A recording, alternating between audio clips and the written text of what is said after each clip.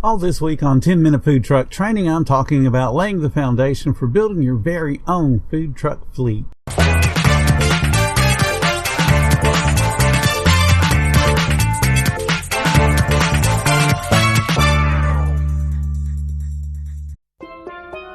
Here at the Almond Joy Factory, where tropical vibes abound, we use soft, fresh-tasting coconut. The crunchiest almonds and delicious chocolate candy. But do you know what our most important ingredient is?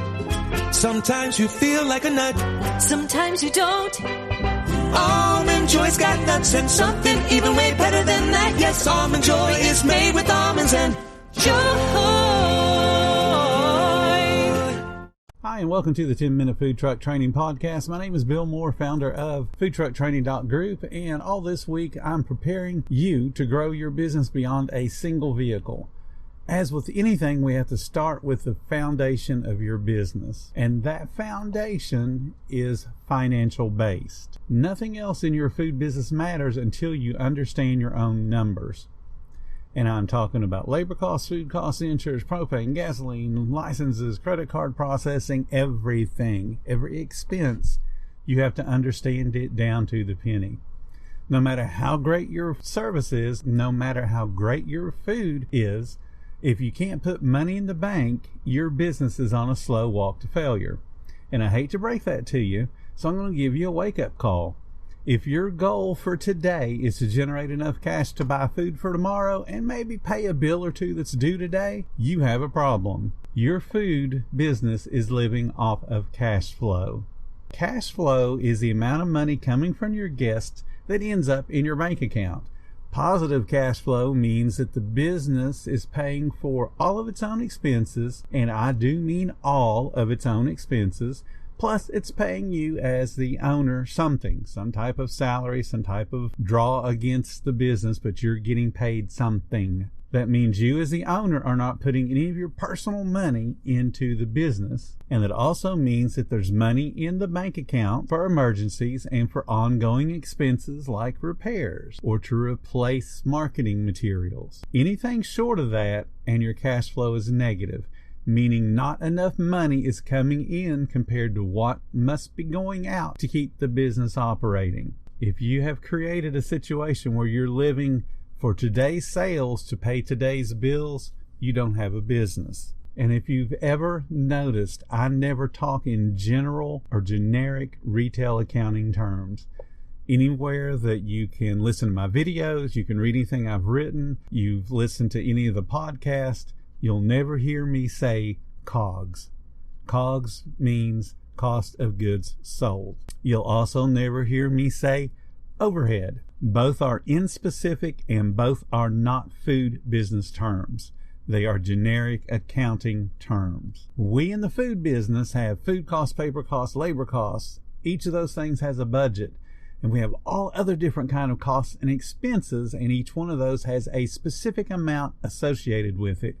You don't just lump it all together and say overhead. Overhead is inspecific. In order for you to have a business, you need to be verifying your budget, meaning you're sitting down and planning out how much you're going to spend on each of those different items. And then when those bills come due, you're comparing what you said you were going to spend with what you're actually having to write the check out for. And you need to do this on a consistent and frequent basis, and I recommend you do it weekly. So that means you are taking an inventory. You are verifying what you actually used in your food matches up with what you said you actually sold, and that usage is comparable to what you expected when you wrote your recipes. If it's not comparable, that means you have a waste problem, a theft problem, a cashier problem. You have some type of problem. But if you're not comparing those numbers, you don't know about that problem until it's too late. The word overhead, it's a junk catch-all term. It sounds all official and sounds very much like an accountant would say it, but I can promise you, in my entire 43.5 years doing this business, we in the restaurant industry, in the food truck industry, did not ever say overhead. You know why?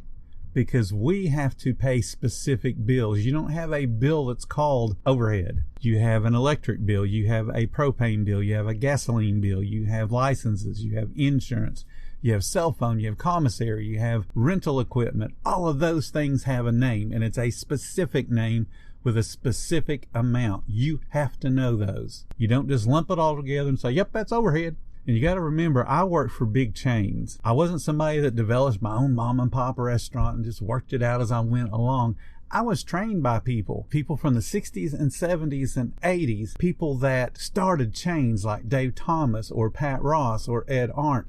Those people are the ones that taught me how to do a profit and loss statement for a restaurant. And they taught me all the way down to I knew how much money was going in the bank for that particular restaurant that I was in charge of. We never in any meeting ever talked about COGS. We never in any meeting ever said, how's y'all's overhead? Those things never got talked about. We talked about specifics. We talked about food costs, paper costs, labor costs. We talked about our utilities. We talked about how much our cleaning supplies were, how much our expenses were on uniforms. We talked about the specific item and how much it cost us. You have to know those as a business owner.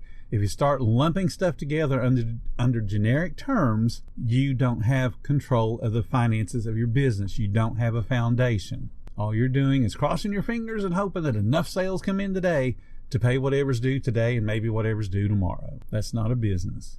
In my hot dog cart, a single man operation. I was the only person ran it, only person that worked it, only person I was responsible to was me. And every week I ran a full P&L on what I did on that hot dog cart or on that hot dog trailer.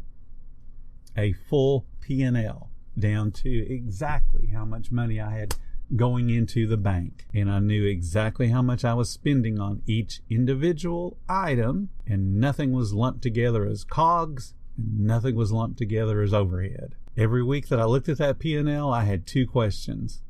How can I get more sales coming into my business? And how can I wring more profit out of the sales that are already coming in? I had to know specifically how I could improve those things.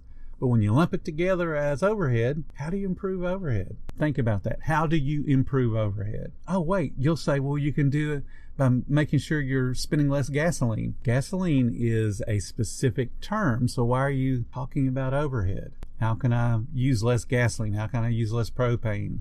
How can I be more efficient with my labor? How can I not waste as much food? Those are specific things. You run a business with specifics. You don't run a business where you sell COGS and you sell overhead. This is a nickel and dime business, and once you understand it's a nickel and dime business, you can make more dollars. So every day when I went out in my hot dog cart, I had a daily goal that was based on two things. First and foremost was my break-even point, and you guys have heard me talk about the break-even point many times. The break-even point is the point in your sales where all the bills, all the expenses have been paid, which could include your own salary, and that means the very next dollar above that point becomes part profit. But you got to know the exact break-even point. So my goal back in the day was about $117 a day to break even. So if I went out and only did $100, I was $17 short. That $17 had to be added to the next day that I went out. So now I need to do $134 so that I can get back to broken even. I paid all the expenses for those two particular days now, but I knew exactly what it took to pay all the bills. So that's one thing that I knew. I knew my break even. I had to hit that so that way my business was not negative cash flow. So that I as a person was not having to put money into the business to keep it floating. Other goal that I had was based on my service. And that particular goal was based on what I could reasonably handle on my hot dog cart, accounting for three things: cooking capacity, storage capacity, and then my own ability to handle guests. Didn't matter what I wanted to do.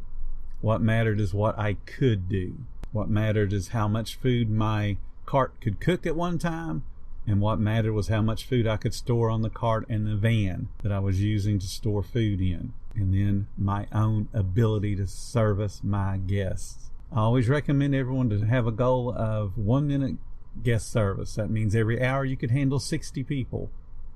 When I was working on my hot dog cart and working by myself, my personal goal was to handle one person every 2 minutes. Take the order, make the food, hand it out, tell them to have a great day. So that meant I could take 30 orders per hour. I was not unreasonable thinking that I could take 60 orders an hour for the 2 or 3 hours that I was out there, because what happens is you start to slow down. So I didn't want to set an unreasonable goal. I set a reasonable goal.